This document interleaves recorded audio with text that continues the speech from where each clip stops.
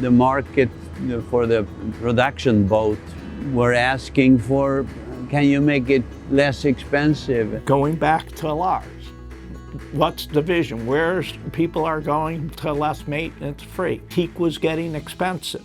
Today's society is so much faster. They want a hose and go option, and composites definitely provide you that, as well as the sustainability issues and things like that, which are certainly a benefit. But it also is an answer to giving our customers another option.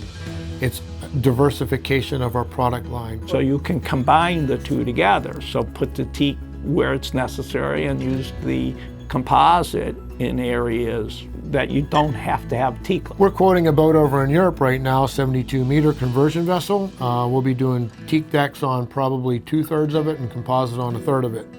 So in the working decks, like up around anchoring, hardware and things like that, we'll do composite. Tender garages, we'll do composite. Like say, any of those working areas or wet areas, things like that, the composites are definitely something that people are taking a look at. So we went to one of our domestic production boat partners, offered them the idea of doing composites on one of their decks, probably about 6 years ago. A little bit reluctant at first, but they went along with it. Fast forward today, 40% of their boats are being sold with composite on it. We have so many options nowadays with composites and everything that we can do new things, new ideas, make them look fancy and everything. The composite area is going like the Teak Deck business.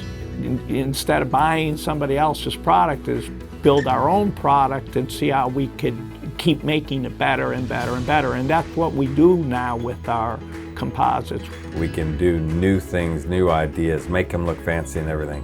It's also helping us spread the natural resource of teak. Blending the two products together is really actually making a better boat at the end of the day.